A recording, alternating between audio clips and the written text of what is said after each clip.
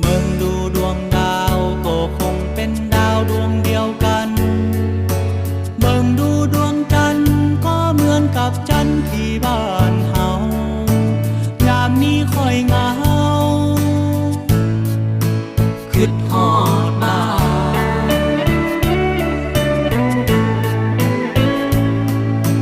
เบิ่งดูท้องฟ้า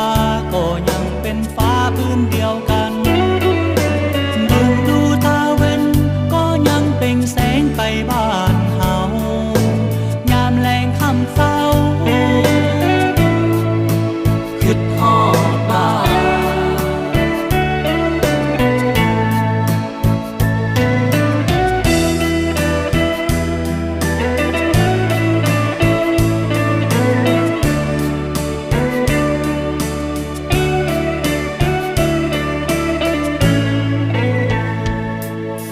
อยู่ในเมืองกรุง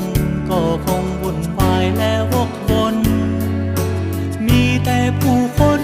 ก็เหมือนกับคนบ่ฮู้จักกัน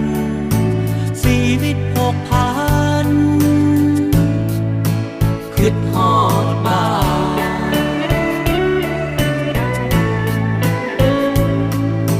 เบิ่งไปทางใดก็มีแต่ตึกสูงสวยงามแต่ใจคนบ่งามเหมือนกับคนที่บ้านเฮายามนี้ค่อยเหงาคิดฮอดบ้าน